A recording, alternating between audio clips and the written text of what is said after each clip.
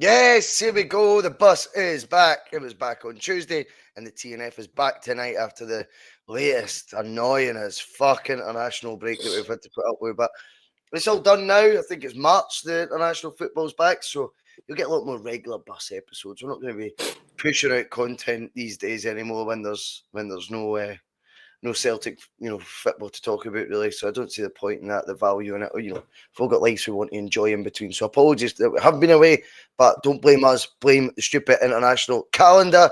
Anyway, T.N.F means one thing. It means I'm joined by the judge, Mr. Tierney. Couple of weeks away, mate. How the devil are you? Well, I've missed it, mate, to be honest. I've missed the football as much as you. It does matter. I'm not going to lie to you. What's that? You nearly missed the bus tonight. I know anybody's got a clue about computers, honestly, God. I tried to reboot it. I tried to stare at it for a while. Nothing worked. But football's back again Saturday. Thank God for that. I'm fed up with Scotland and Switzerland and how everybody else are playing. It's a lot of shite. Nobody cares. We've got to football in December, in November, and it's freezing cold. And this is our third international break since the season started. Let us play games when it's later, when it's better weather for go to the games, and put the international football on in the winter months. That would suit us all, rather than sitting at 4 o'clock on a Saturday afternoon that's pitch black. Leave all that shite for Scotland, as far as I'm concerned, and our mad crazy fans. Yeah, no, I hear Sorry. you. No, I hear you.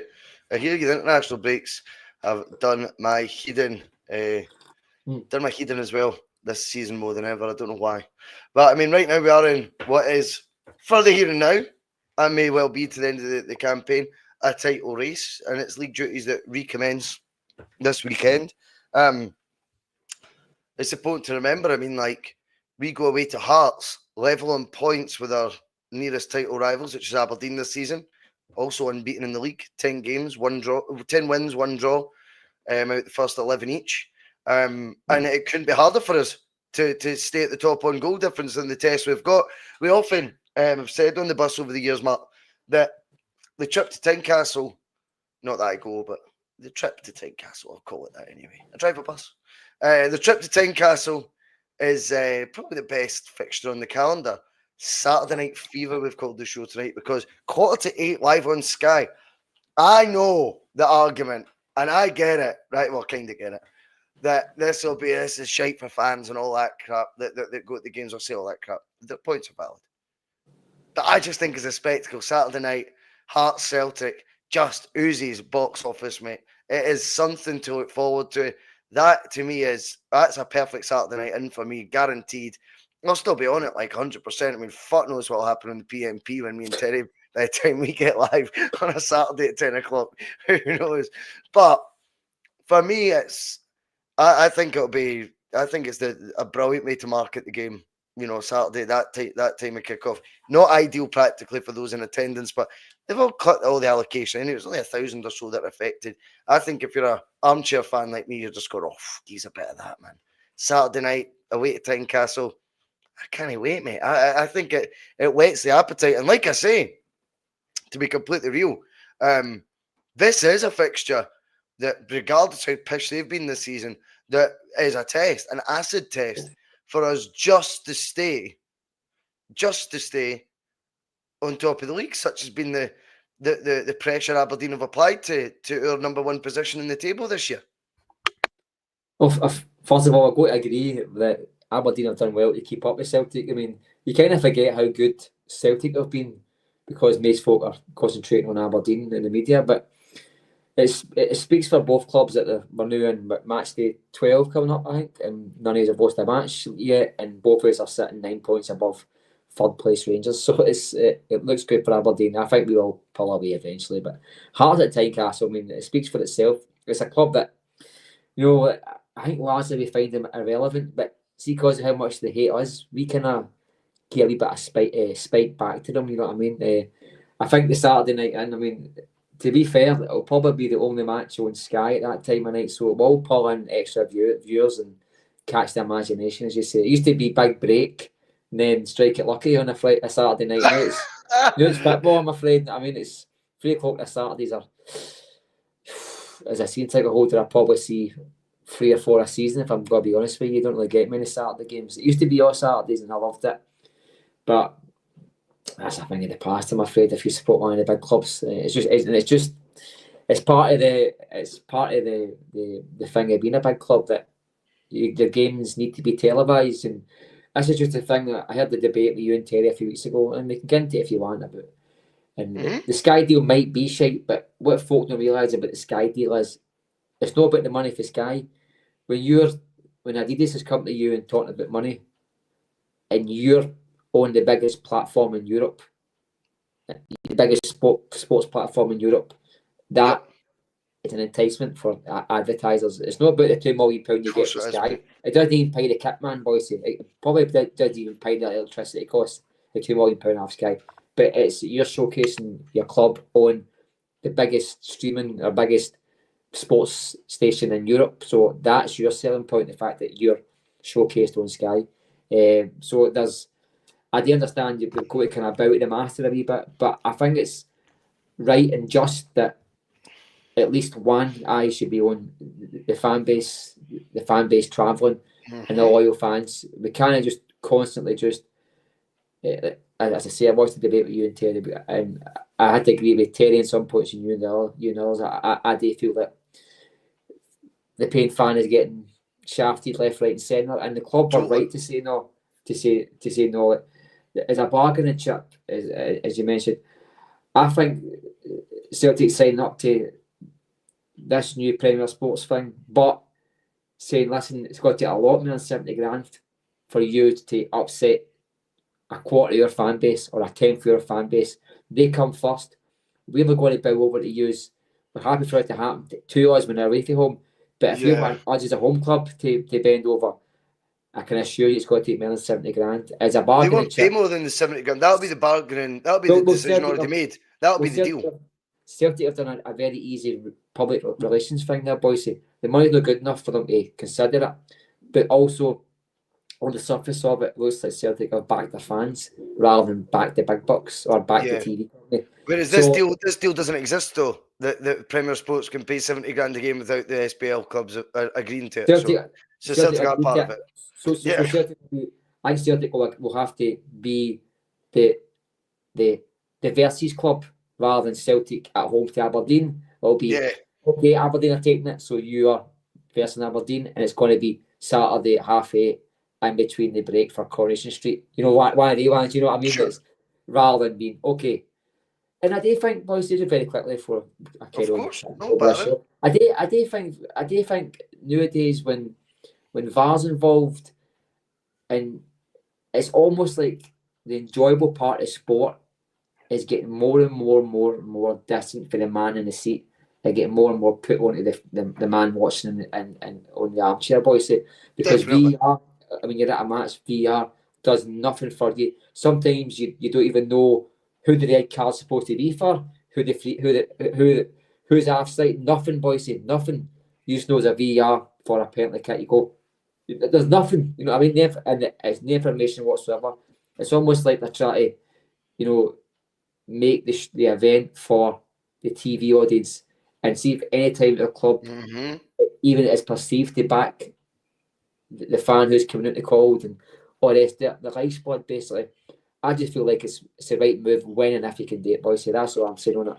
Well, I think that's fair. I mean, see, from a sporting point of view, I think the one thing you've got to admit as well, though, I get the purist view, by the way, and I totally understand it, I respect it. But the reality is, tens of thousands in Scottish terms. Well, Scotland's probably actually, ironically, one of the anomalies in terms of how well supported our league is. But if you actually break it down, Celtic and Rangers have that many millions of fans watching that the TV audience outweighs whoever attends the ground by a crazy number. Well, I seen the figures. I think Celtic's biggest audience of the season on TV is about 200,000-300,000, something like that. It's not that big. So that's 4-5 times as much. Correct, and you're right. It is. I think it goes into the millions, but they 200,000-300,000 are part of a package and all the rest of it. they're not paying a grand this season. They won't watch their team, No. boys. And I think the people who matter is everybody matters, but the people who really matter is the guys who are keeping the lights on and the players inside the strips playing on the park. And that's just my opinion. I know these Celtic Which is boys. fair enough. I think Totally the main fans are the ones who matter, in my opinion. Everybody matters as a unit, but you've got to look after your fans. It's like people in your pub, boys, say, you've got to look after your paying fans, your paying public first, don't you, boys? You really if there was PP punters, mate, and I had 3 times as many doing that, I'd be pandering to their needs as well, to be perfectly honest with you. That's unfortunate. That's the nature of the beast. And I think obviously in Scotland it is slightly different. So I'm being a wee bit facetious because in Scotland it's slightly different, such as the minuscule TV deal that we get. We're in this strange space where you actually make more money from season tickets than you do TV money. Whereas I would say you look at all the big leagues, mate, you make more from your TV money than you do your season tickets. And that's maybe something that actually swung. Such was the nature of how they were marketing the TV side. Now, I get why that's not palatable for a lot of people, but unfortunately, the leagues that are predominantly TV money that pumps them up are the biggest ones, and the ones that have been branded right, and the ones that have evolved. And it's Celtic who've been in a league that's been left behind. In the last 20 years, in our lifetime, we've watched Celtic go from a European force, mate, a European force, a side feared to have to go to their ground, to over the last 20 years, one that can't win a knockout game in 20 odd years. And I do think when you look at the leagues that have evolved and expanded the most and profiles raised, TV money's bumping all them up. And TV money is because that's the two hands are there. You can go for the purest option and stay true to your guns, which I love and admire, or you grab the fucking you grab the money hand. And that's what clubs have done. And they've not given two fucks about Newcastle fans, mate, travelling to Southampton on Monday night. That was the argument I think I was using with Terry. You know, they don't give a shit about that. No, because the hardcore fans will go there, but they'll get hell of a lot more eyes on the sport because there's fuck all else on a Monday night. And that, see, when Monday night football started working in England, that's when you knew they were onto a winner. And ironically, pound for pound wise, if you forget about inflation, the best TV deal, and this is what kind of proves the point, I suppose, the best TV deal we ever had that was a legitimate one, because the Stanton one blew up before anyone even brings it in it, was all built on sand. But the best Sky deal we had was because we put our showpiece game each week on a Sunday at 5:30, 5:45. And I know that's not a great time, but that was the sacrifice you had to make to get the best TV deal. And I would argue with you, not with you personally, I would argue with anyone, shall we say, that was the best quality I've seen in this top flight in Scotland in my lifetime, in terms of the depth of quality of player in each side in the league. That was the best because there was more expendable income. Some of them took it too far because they couldn't believe the riches coming in, and they went business savvy like your Motherwells, Dundees. But on the whole, if you look through the league, then what they did was they brought in too many foreigners with the money. But that's a different conversation. But the reality is the league at that point, in my lifetime, that's all I can speak for, the highest quality all the teams had was when we played at the most unpalatable kickoff time for our sort of main feature match on Sky. And I don't think that's a coincidence, Mark. I think that's something that Sky were willing to invest in, but everyone needs to kind of, in one hand, and you need to take a sacrifice for the other. Prid pro quo, as they say. Anyway, we have the cards we've been dealt with. So we'll go back to the football judge, because what's your thoughts on it as a fixture in terms of the enormity of it, bearing in mind, actually, I'm not sure when Aberdeen played. Are they likely be Saturday 3:00? Shall we check? Yes, check. Well, I can check while you finish off your point if you want. Right, aye. So let's say we're going into that 7:45 on a Saturday, currently level on points with our nearest title rivals. Can you see on that phone, mate? Just a bit. Just a bit, mate. I was at opticians on Tuesday there, actually. I'm surprised you found it. I seen him walking to the bakers or something. Away to St Mirren. So let's they're away to St Mirren, but going on current form. Let's be real here and say Aberdeen keep up what they've done so far. And by the way, They bounced back from getting cuffed off us at Hampden. Bounced back. I think it was what they fought 1-4-1. I don't think any of us expected that. I think we thought this would have had more of a bearing on their next fixture. It didn't. Fair play to them. Let's just, if we go down the road of they take their 3 points, we could be going in there 3 points behind to Tynecastle. I think the fixture takes on more enormity than you think. Then if you look a wee bit further ahead, which I know Rodgers won't be saying he's doing, but of course he is doing because that's how you manage your squad properly. We've got, I think, our biggest Champions League fixture so far. And that's at home to Club Brugge, where the two teams will not be much between them, but we've got the home advantage and we've got 7 points from our first 4 games. And we go into that. How many points? No, shut up. 7. Boys. Have we? 2 wins, a draw, and a defeat to Dortmund. Sorry, I was right. Trust yourself, Bhoycie. You were right. 7 points from our first 4. And we go into this. You get 10 points, and you're nearly looking at that's you in the top fucking 24 already. Done. We've got 10 Champions League fixtures this season, which for the money men is amazing. But it means we're in the competition, mate. We're competing with them. We've got games in hand to go, right, could we look at top 16? Holy shit, that goes well. Could we look at top 8 with these fixtures and we could start really, really getting our teeth into this competition? With these fixtures so close, that I think it's a massive 4 days, Judge, with Tynecastle away, potentially 3 points behind. Let's just play that we will be 3 points behind, because I think that's the best mindset to have. I think you would expect your nearest title rivals to do their bit. So you're going to have 3 points behind. You have to win to get back to your top position in the league. And 4 days later, your biggest Champions League fixture so far of the campaign. Totally, I definitely adds a wee bit of meat to the bone, didn't it? You know, definitely. And these fixtures, I think, even if they're kind of, you know, worthless in terms of where the league standings lie, you know, in the season games, there's always a wee bite to these matches. Tynecastle are always a place that you go to, and it's just full of hatred, isn't it? And you will find that on Saturday night as well, that there will be a wee spike in it, and they'll come out, they'll be flying into challenges, they'll be trying to use the crowd or what's left there against Celtic. We've got the usual Stephen McLean Scottish referee roadshow.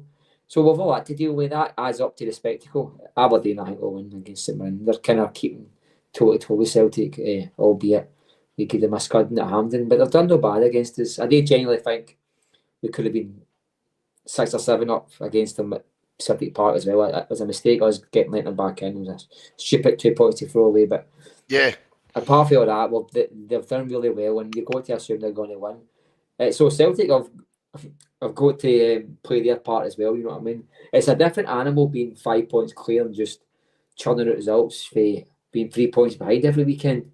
This is where these fixtures and the venues come into play. It's amazing how Celtic always play an away fixture before a European tie, and then an away fixture after an away European tie. It's funny how that always happens with SFA. Know the fixtures of European games before the league, before that computer starts its shite. Funny how that always happens. Again, it always goes against Celtic's favour. Must be a conspiracy. Do you not prefer it though? Do you not prefer? I love it when it's like this. I think this is where, you know, when Brendan was talking about the title running, that's just to become alive.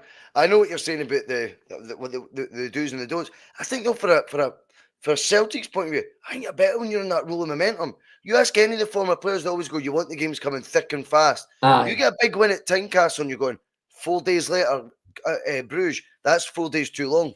You want to keep that momentum. It's rather than being home against Ross County, you know, you're not going to get the legs working as hard as but it would be in a away tie. So it builds you up probably more physically and mentally for the game in Europe. I do think the window, the international break, isn't always a good thing for Celtic, you know, in terms of we get players back on sometimes on the Friday, Thursday night Friday, so we don't get a chance to work with them.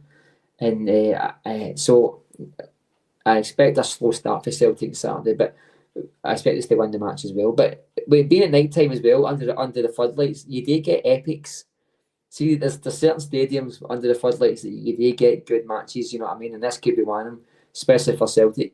But it's an exciting week. I think Celtic's season so far, we're only at the 3rd week of November. I feel like we've had 3 or 4 of these segments that are season defining. We've had the Champions League opener with Rangers involved. We've also had a group of fixtures where we've been away to Motherwell and away to Hibs, you know, and away to Dortmund and all these sections. We're kicking off these wee sections as we go along. You know what I mean? And each group of fixtures is as important as the next. But Tynecastle then a European tie can. Well, look, if we win on Wednesday or Tuesday, well, it is. That does win 10 points. Automatic, no, sorry, I should make guaranteed 2 more games, top 24 Champions League. That's straight away, that's progression in Europe. Under anybody's valuation, that is progression in Europe. You know, but last season, the season before, we get nothing really. We get a win after we were kicked out in the season before, and just get nothing but plaudits. No points, but plaudits, as you say. So that would be tantamount success if we can go into match day 5 or leave match day 5 guaranteeing ourselves a space in that top 24, because I think that's possible. I think if we get 10 points, unless I'm wrong, that more or less ticks off the box, you're going to get into the top 24, especially with the bottom 4 or 5 teams on 0 points now. It might find that 10 points is more than enough to get into the top 24. So that's straight away, that's season defining. You know what I mean? That's defines your European season as a tantamount success. You know what I mean? In terms of where we've been in the recent past, it's a lot of success for Celtic. We're used to seeing Celtic come to the Champions League, take the money, and then get him again. This season, we've seen a different type of Celtic. But okay, the Dortmund game is a bit of a lesson learned and a wake up call for some players and fans. But again, we've also seen us get a marquee victory against Leipzig. A 5-1 home victory, our biggest ever home victory against a good team. I don't. If they play in Scotland, they're finishing second or third, maybe even second. Let's not dismiss that team because Celtic beat them 5-1. That was a proper football team. They took a scudding in a Champions League night at Celtic, and we've also got an away point away to the UEFA Cup champions. So already we're into season defining moments for Celtic in Europe, but also Saturday night, as I say, can be part of this block of fixtures that's season defining in terms of where we go or where we stand this side of this year in terms of the league race. Well, it definitely does, mate. And you know, I think the European thing is just really, really appealing to me right now. That we're talking in these sort of terms. I just love it because I think that's where we've really been missing in recent memory. I say recent memory, legacy memory now. It's fucking generational memory for a lot of people. 10, 20 years since we've seen Celtic sort of even competing at the top table, and it feels as though this time that we are. But you know, you're absolutely right. You know, in terms of the league right now, we've got to be on it and focused this weekend. Alan Robertson's came in.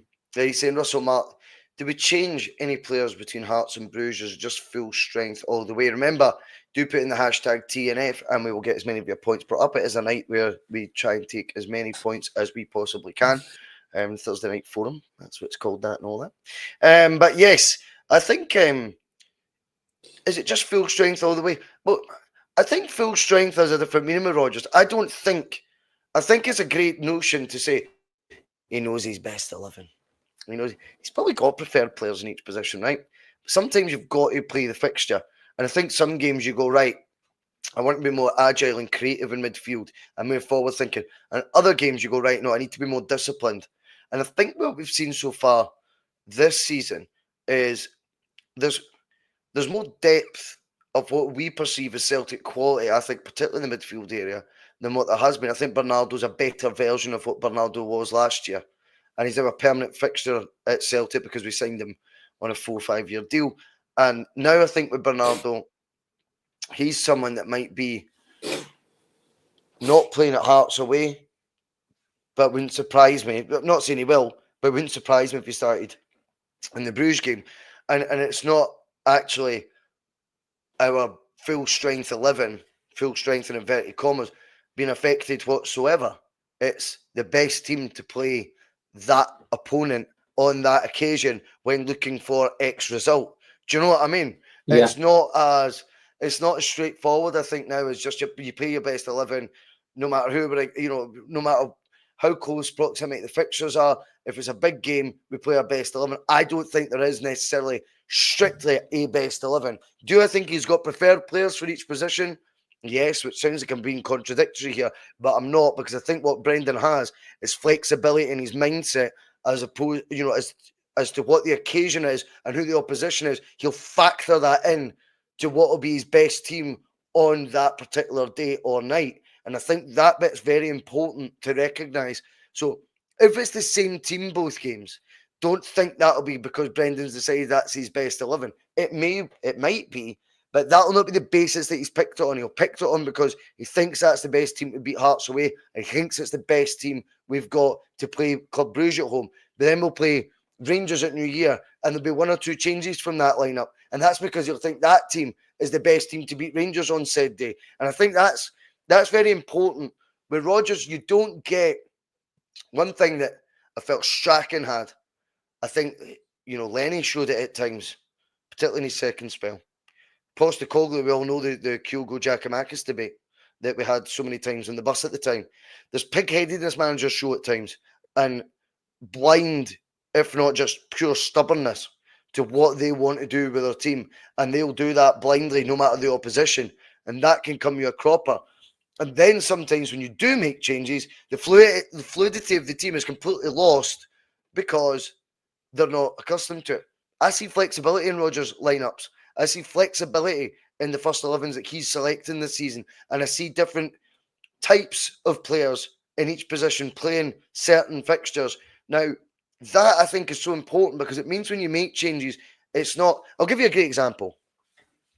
The last time we went in to what was a big European game for us at home, where it mattered the outcome, was Bodo Glimt. If you remember, that was a knockout game. That was to get that monkey off your back. And we played against them. Was it O'Reilly and Rogic? Am I right? Was that away from home? One of the two, anyway. The Tom going amongst it, I know. I remember was in there too. Was he? I remember it was O'Reilly. O'Reilly had just joined. It was O'Reilly and Rogic, I'm sure, together. I guess somebody could correct me in the chat. And you realise, that was just bizarre. And there'd been no prep for that. There'd be no integrating that lineup in between. So how that suddenly became the best fit for that fixture, I'll never know. Many will argue he was just all eyes on the league, but I disagree with that when you're at Celtic. I think that's bullshit, and I don't fall for that nonsense at all. If his windows were as strong as have been made out, and I agree with, then I think he had the strength there in his squad to be able to pick from players that could have navigated that tie better. But when we put in and shoehorned in this random partnership like O'Reilly and Rogic, we were so horribly exposed. Whereas I see, Marc, throughout this team, if we go for Ida or Kyogo, we're not going to win or lose the game based on, I should have started Kyogo, shouldn't have started Ida, or vice versa. I think we'll just base it on how they play and go, he didn't have a great one today. But it won't be based, do you know what I mean? I think on the wingers side of things, I think right now we've got Maeda and Nicholas Kuhn looking like they're guaranteed first picks. And that's fair enough, that area. But in midfield, the combinations you've got for the fact, if Luke McCowan started away to Hearts, tell me one person that would be gutted at that. Not one. Not one, mate. And it wouldn't be Alien because he's already been getting first team football, playing with different combinations at Celtic midfield already, and started a couple of games as well. So I'm really excited to see how Ange juggles the squad, Marc. Sorry, I'll let you know. I'm ranting and raving. No, no problem, mate. Take your time. I do feel with the squad, there's more flexibility to it, and it certainly won't be just that there's a full strength first 11. What's your thoughts on all that, Pish? Well, I think there'll be a best 11 for the opponent they're playing. You know what I mean? If you got a team, for talk's sake, that sits 10 deep along the 18-yard line, there'll be a different setup. There'll be a different best 11 for that match than will be against a counter-attack in Aberdeen. You know what I mean? So every game will have its best 11, but it might not be the best 11, so to speak. So I do get your point. I think as well at Tynecastle and against Bruges, I keep on saying Braga, I think that the teams might be similar because they're two similar types of games. Celtic will get a lot of the ball, I feel, and I think the opposition will be out to try and stop us rather than the other way about. So they might get a similar type of team selection. But the most important thing is you get it right. You know what I mean? I think we're at the stage of the season now where the midfield can be malleable. I think they can, play McCowan. We can shoehorn him in against certain teams. We can play Bernardo rather than Hatate or Engels or whatever the case may be. But I think I think the areas of the park that we need to play our strongest 11, no matter who the opposition is, just now, unfortunately, is defence and our wingers, Bhoycie, because I think our defence and wingers, the drop off in quality is that bad that you're putting at risk the result. You know what I mean? I think if you're starting to play guys like Stephen Welsh and Nevroki, if he's or guys like I think Valley's out the window. I think he's gone. And you play guys like, Palmer and Forrest. I think you're going to start to get into the realms that you're taking chances on getting a result. Even we've seen against teams like Falkirk who came to Celtic Park and shocked a few, but we should have put 25 goals past them if we wanted to. Bhoycie. This is a team just up for the third division in Scotland, and we struggled because we made changes. We brought on our supposed second choices, who it turns out, okay, they were Celtic strips, but they're no Celtic players. So I think the midfield is the main area, it's the engine of the team, but I think it's the most malleable area. I think you can drop Hatate, you can put in Bernardo, you can. So I think in terms of Celtic, both games, I think the best 11 will always be the best 11 for that match. Me and you totally agree there. I think we'll see that throughout the course of the season. But I think the only areas I think you will see change, or you should see change, is one of the back four perhaps, but maybe only in midfield, Bhoycie, because I think the front three picks itself.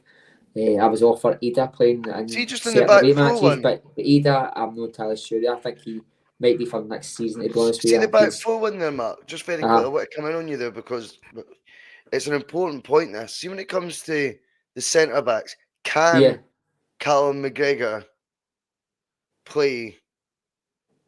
Not Callum McGregor. Cameron Carr Vickers. Can he play both Saturday night? Well, see, they can. And then midweek in the Champions League, 90 minutes on each. I personally don't see it. See, you can. If you're on 30 grand a week and you can, I seriously question the club's decision making and giving that guy a 5-year contract.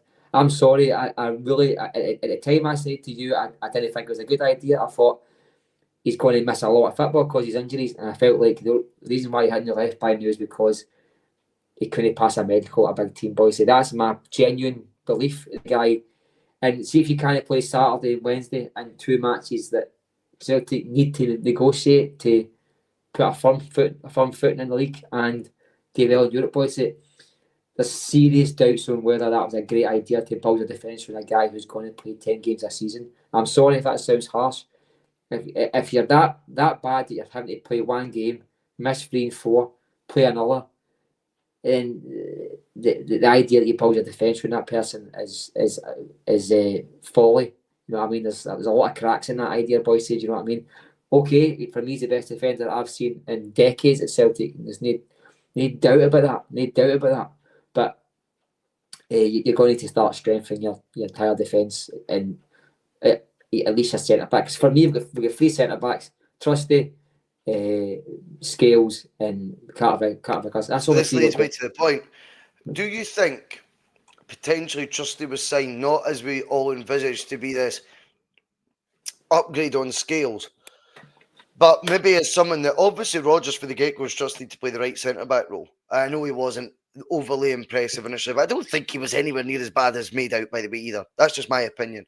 I thought it was harsh, some of the views on him. That's just my opinion, and I think he's kind of quelled a lot of them, to be perfectly honest with you. And he's probably thrown a custard pie in a few folks' faces, such has been his displays of late, particularly playing his preferred role. But I just wonder if the Trusty one was a necessary buy, not because there's been any faith lost in Scales, but because he needs 3 for the 2 positions, on the basis that he doesn't realize he doesn't feel Cameron Carter Vickers can fulfill the number of fixtures, save, and he is just as important, if maybe slightly less, but I mean near enough.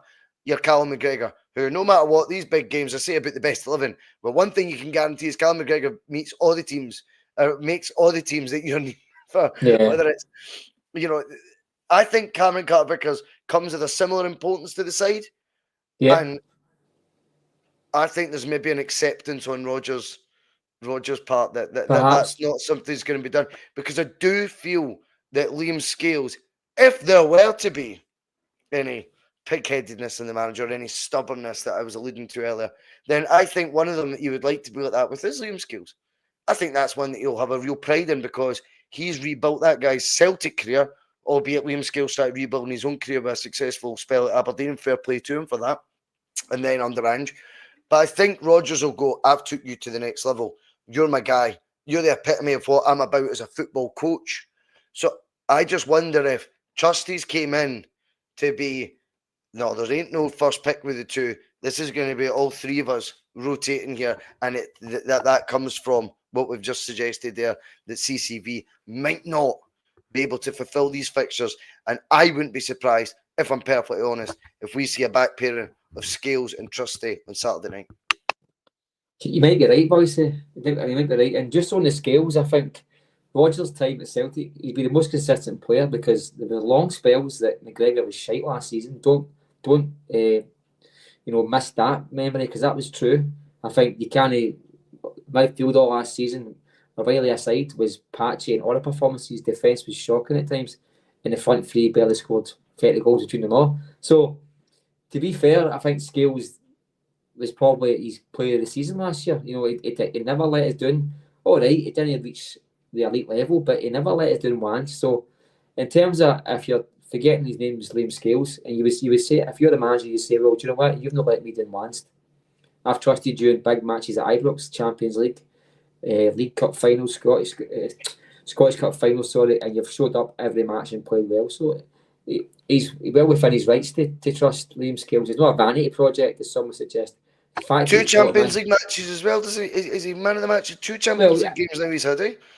And he's got 2 Champions League man of match performances and an Ibrox man of match performance. There's many Celtic greats. You're right. That who don't get any of that. You're so right. You're so right, mate. The Champions League isn't picked by Umbro. It's picked by the Champions League delegate or whoever's picked. It's not picked by somebody. It's not Billy Dawes picking it. These are independent. They will pick an away player. I mean, so random. But it's true though. It's not Billy Dawes on Scotch Sport picking the match. This is like a Champions League delegate picking it. So it's independent guys who don't get any dog in the fight to pick Liam Scales. You know what I mean? This is guys that are genuinely picking the best performing player in the park. You know what I mean? You've even seen teams that lose players getting man of the match in the Champions League. So fair dues to Liam Scales for that. I own the mid, and just quickly, I touched on it. I think if you don't see Vi or Bai start Saturday or Wednesday, I think it's Wednesday, I'm not sure. It's for me, it's confirming the fact that he's away in January. I think Rodgers brushed on it a wee bit, but who was that? Sorry, is it Vi? Vi? Aye, I think he's going back to Barcelona. We're getting comments about this. He's not been mentioned since that story came out. And Stephen McGowan mentioned it, and it was reported in Barcelona, the city of Barcelona. Their main newspaper based in Barcelona said they're wanting him back. So, to be honest with you, boys, see in a year's time, I'll even remember the boy's name. He came, he was shite for. Do you think he'll go? I think he's away already. I think he's definitely away, 100%. He's not even been looked at since that story came out, boys. No featured or nothing. You know what I mean? I think it's not the first time it's happened. I think if Steve McGowan mentioned it, and then then the Barcelona sports desk mentioned it. There's been at least conversations took place. You know what I mean? And let's talk again about Tierney's name's come up again, and there seems this escalation. There's this escalation on Craig Taylor's contract. Seems to be a bit of panic and all. So I feel like what's there? Yeah, well, no. I mean, the question. If we did play Saturday or Wednesday, if we did play any 2 matches, you can run a guy to the airport now. Guarantee he's away because he was first pick for 3 or 4 games there. But he actually it was awful. It was awful for. If you picked all his performances, it was awful for quite a lot of it and great for some of it. So he's not exactly set the place on fire. Let's be totally honest. Oh, I don't like his setup, but I mean, it's No, not one that we're going to be panicking if no, if I'd he let him leaves. go. Do we still I'd say win the go. league? Do I'd we say still go. win the league? It's not one of those. I think the Kieran Tierney one's really interesting now. I think 10 people million, I think. people say it's lazy and all that. Listen, 10 million, you've still made 50 million profit in terms of transfer fees, and you've brought home, I think, someone that sells jerseys, mate, for a start. I think it's one that captures the imagination of the fans. If ever you felt Celtic were coming back to being what we want them to be, I think it's a statement saying. I think Brendan Rodgers, by the way, would have the hook when it comes to the chat with Kieran Tierney that he would fall. I think the notion of going back to Celtic will always appeal to him, but he's quite clearly, I think, resisted it last summer. But I think with Rodgers in full, he's more Brendan Rodgers this year. He's not Rodgers Light this year. I think Rodgers Light didn't make as compelling a case maybe last summer. He's went to Sociedad. I'm in no doubt, and maybe there was a loan fee that Celtic weren't willing to pay and things like this. But undeniably now, if you can get someone like that for 10 million, now we talked about this Cameron Carter-Vickers though. You could argue that's doing the same thing.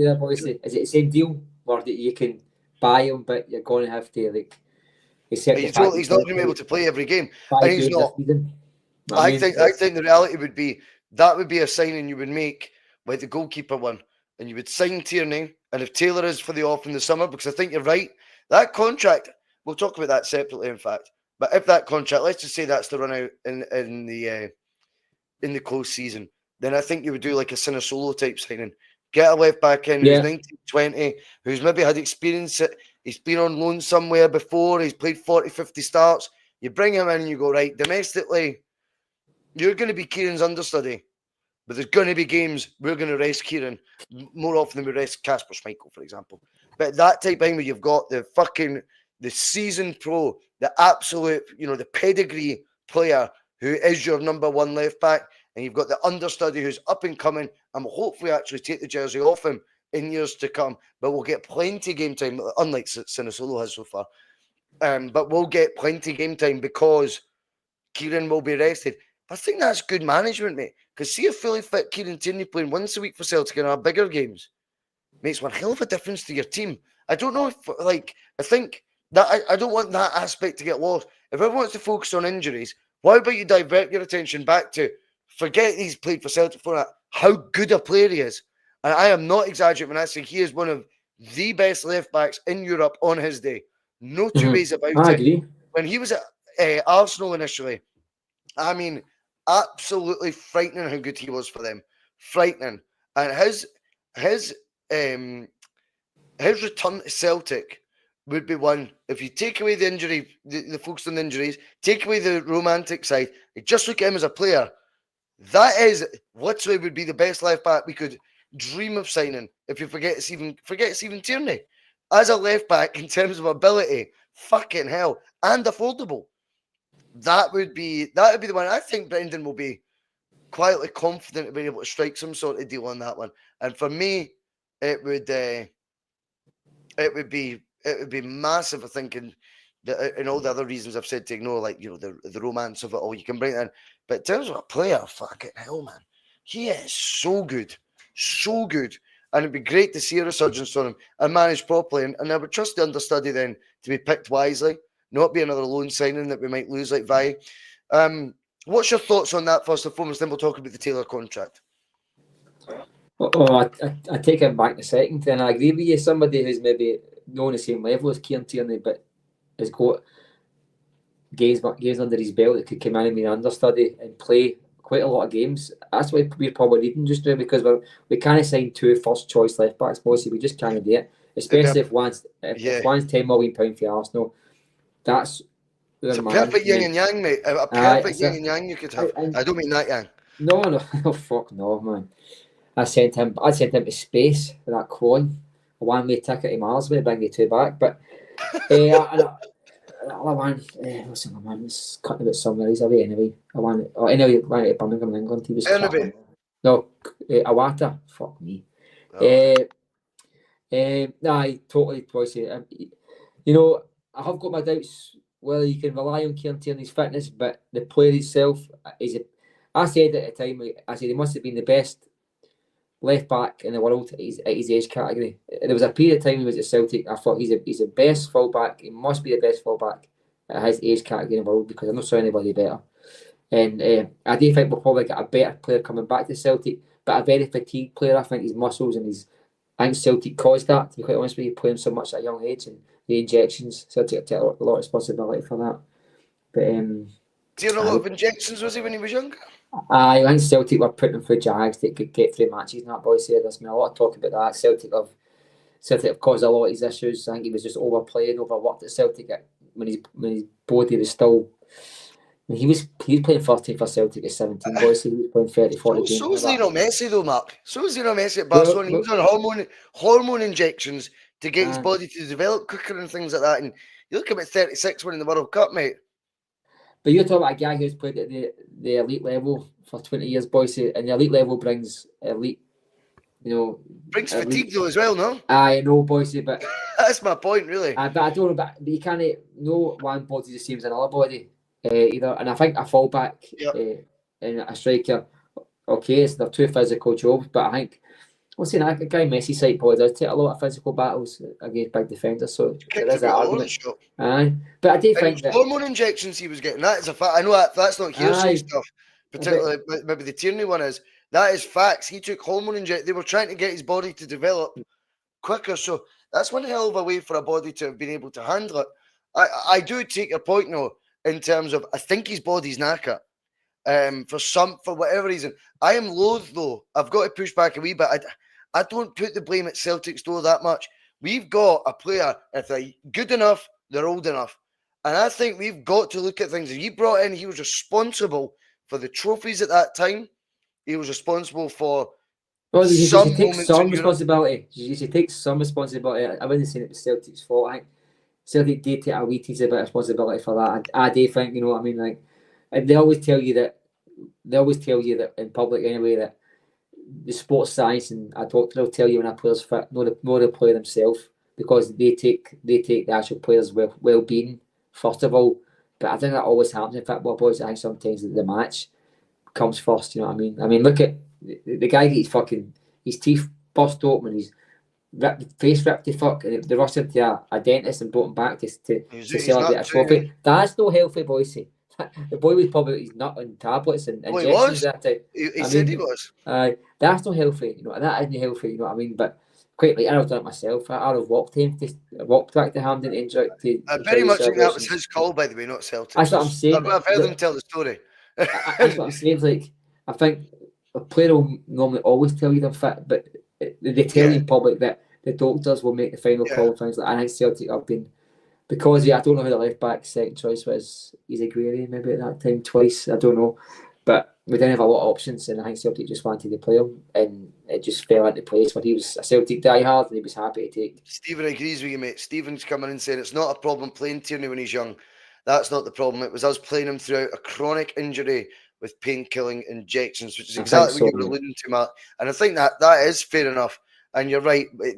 Tierney's one of those people who would have done it anyway.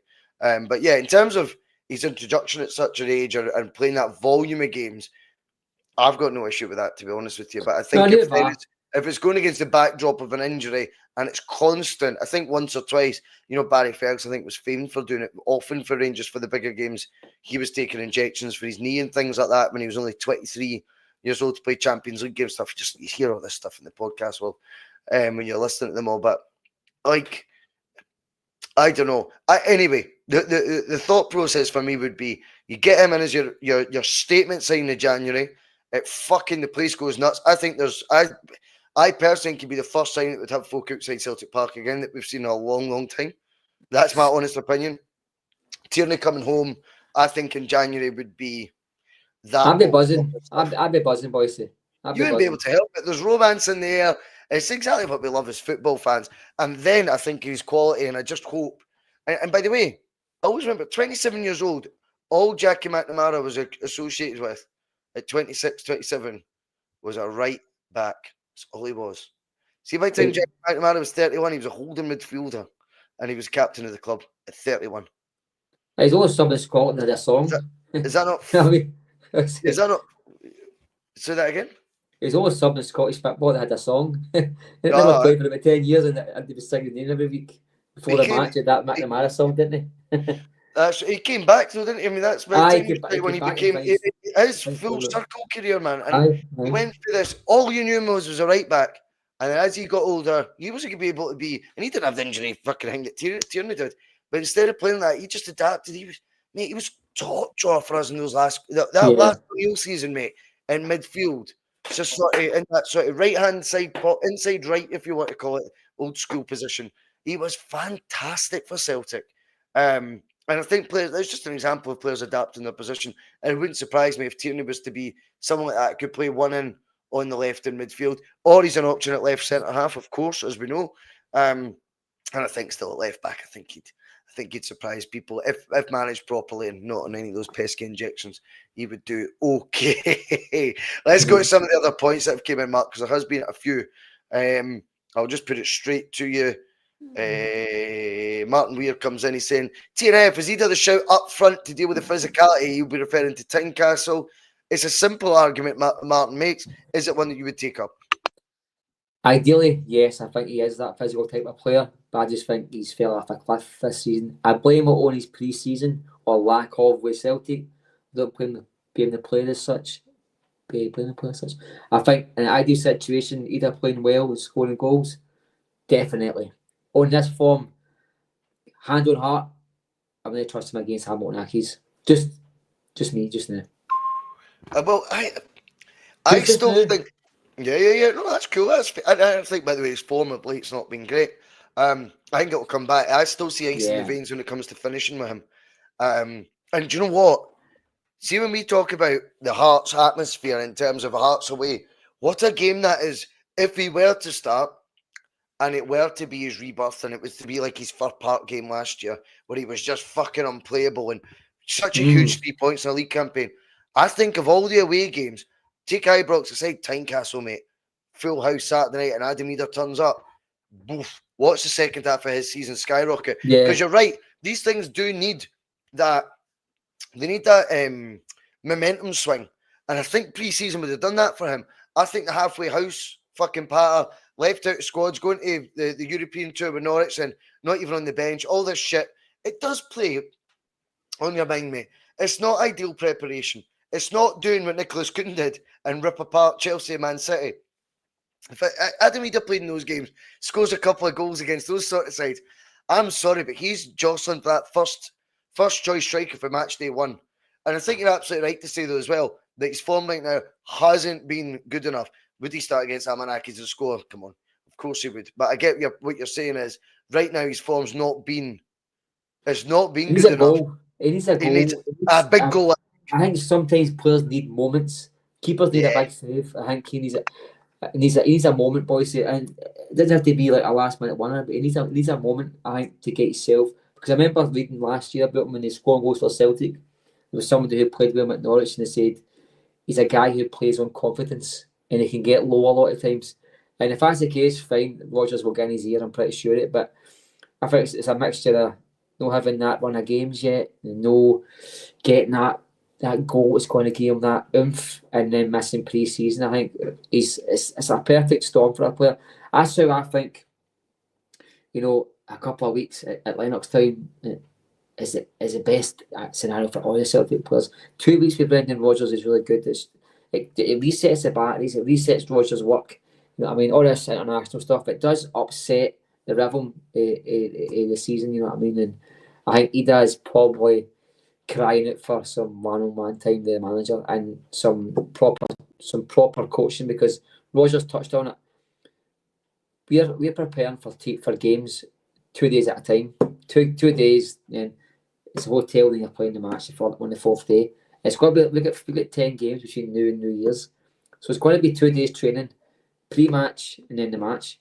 You don't get a chance to work with the players, boys. It's just constant rolling over, and I think Ida's missing that part. So a lot isn't his fault, but I think when you're putting him on the park and he's trying to trap a fucking balloon at a wedding, as I say, it does look like somebody who shouldn't be there. In all Hey, honesty. don't you But dare use the same put down you did for Bernaby. That's what no, you're doing for no, Adam Edom. Don't you dare. one of the ones like Bernaby is one of the worst football players that's ever graced this country. I'm not talking about Celtic to ever play in this country at any level. That's how bad that guy 8.3 is. million, mate. 8.3 million, I think. See, What did you make of that? see, if they get that, I think. If they get that, I think you should genuinely put a statue of the board at the front reception. Because if anybody can get £8 million, and I think see the same statue, you should also ship one to the team who bought them to remind them every day that they've. You remember the guy who signed Laxalt? I'd be for AC haggling Milan? for 10. I He, think he he's was that good. sacked. AC Milan sacked the guy who signed Laxalt for AC Milan. The same guy who's going to sign him for that team should get sacked. No doubt about it. The guy shouldn't work again in any job. I think that's all paper talk, boys. Because don't forget that league over there. They're not usually kind to us, though. The highest paid player over there was on £4,000 a week. That's all he's on here. Aye, he was the highest paid player in that country. So there's no way that there's no way they're paying £8 million. He's playing in Brazil, mate.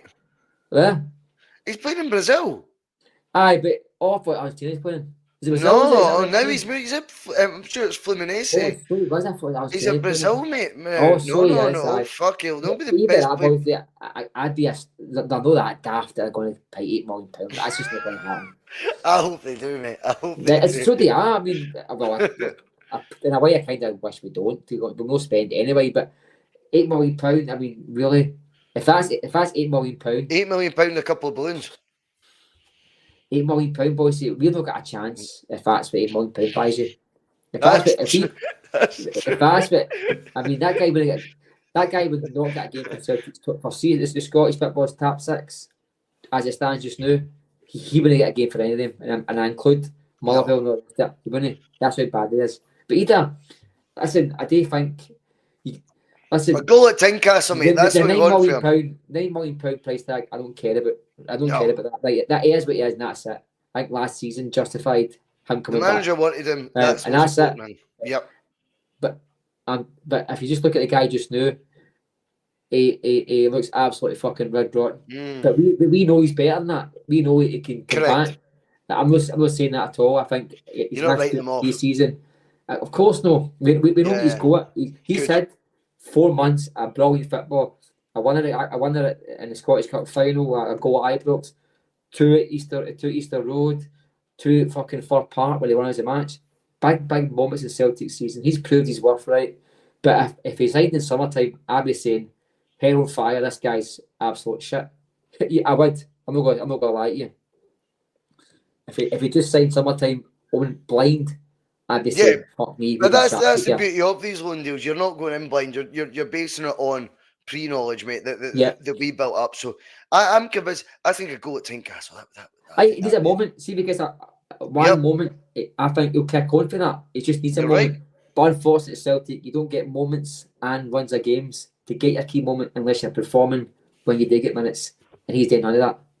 Right, Judge, last one of the night because I'm going to go play pool at my mate's. He's just got a new pool table, mate. It is unbelievable. But let's do this one first. I can't wait. Let's do this one first, though. T.N.F. Should AJ take over as the captain if Calmac is rested in games? Now, when you say should, is that Charles disagreeing with it? Because that's clearly what's happened on occasion so far. But I would imagine CCV is vice captain officially, but it depends if CCV is available for selection or not. See, to be honest with you, it doesn't. See, your club captain, I still feel a club like the way Celtic are, I still feel it holds more weight than it does at other clubs, right? I just do. And that's a good thing because I'm a traditionalist in that sense that I think, your club captain should be fucking massive if you're club captain. Mm-hmm. I think the armbands, to go back to the party analogy, it's passed a bit like a party bag. Do you know what I mean? Down south and in these elite leagues, it's a wee fucking token, like for the cameras, like, oh, I'll put it on your arm and all that. But I think it's Celtic, it still carries that wee bit of weight, for want of a better way of describing it. Now, CCV is in his 4th season at Celtic and has been, as I've already alluded to in the show tonight, is, if not the same importance, nigh on as much as Calmac went up and at it and fully fit. So I get when he is, but AJ is the third choice. See, by the time it gets to third choice, for me, genuinely, I'm a nobody cares. And I think if it goes to James Forrest, I'm a flinch. If it goes to Casper Schmeichel, who's been in the door 2 minutes, sound. If it went to Greg Taylor, who's got 6 months left in his deal, you might go, whoa, what's happening here? Especially now he's wearing a hairband, which is coming. I told you about that. Told you about that months ago. I guarantee that's next. But I mean, I'm come see come sound it, Mark. What about you? I could really care less. I think your main captain is the one that matters. Who wears it after that? I know that fussed about it. You go, oh, look at that, he's got the captain's armband, but I don't lose any sleep over it. If Cameron Carter-Vickers is new in the park, then maybe, and after that, I would maybe go to Alistair Johnston. I think purple patch since the summertime, all in all, over these 2 years at Celtic, he's maybe in a 6.5, 7 out of 10 maximum. You don't decide the captain just based on form, though. No, you don't. Leadership skills. If you talk leadership skills, I mean, the way Joe Hart talks about how important James Forrest is in the squad tells you that he'd probably be second choice if there was a second choice.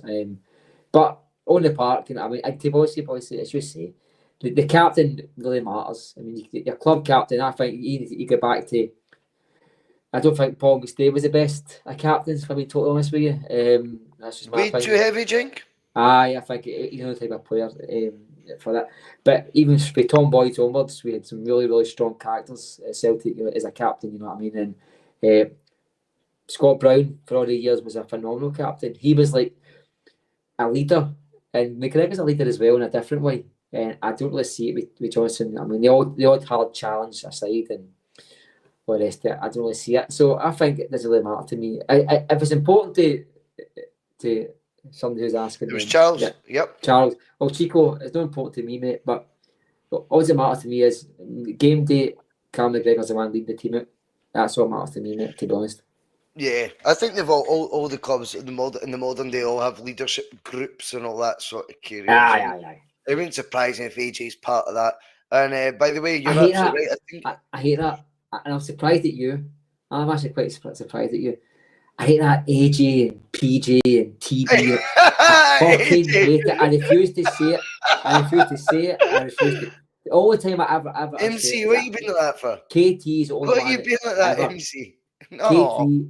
KT, if you're typing it on Twitter, I would never call him KT. People would call Carl McGregor Calmac, and it does my fucking tits in. Mate. It's pure woke part, or whatever I call it. T.N.F, mate, from now on it is Bhoycie and MC. Bhoycie and the MC. KS. It's no, this MC I tell you one I hated. It boiled my blood. See, JJ, that used to boil my blood. Juranovic, the players that boil my blood, to be honest with you. But do you think AJ's that bad? Do you not like that, no? I hate it. I hate AJ. I hate JJ. Why? Why do you just woke?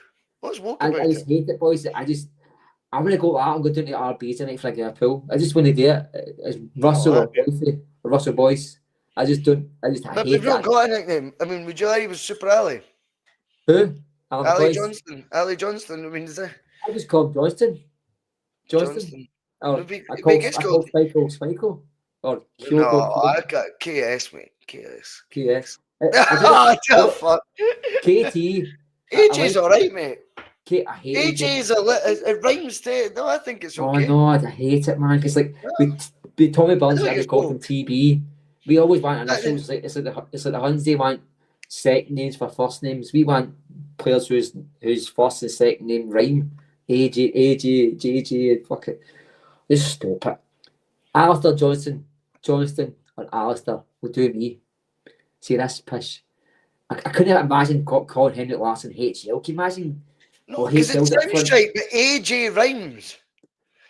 AJ. Oh, see, Chris Sutton, CS. But CS sounds shite. AJ rhymes. TB for Tommy Burns or KT for Kieran Tierney. That is all I'm willing to. But AJ rhymes. Like CS and AJ. Of course they sound crap. If you're watching an American sitcom for the 90s, somebody may be called AJ, right? Me personally, I think I hate it. It's up there with Parker's. Folk who call Celtic Parker, even for a joke, just piss me off. Well, Mark, luckily for you, we've been saved by the bell because that is us about to see American sitcom. I see the link there. Aye. Thank you. Anyway, that's been brilliant tonight. I'm going to play some pool. Judge, fantastic Thanks, to have RB. you on. Cheers, MC. And I'll see you all later in the chat.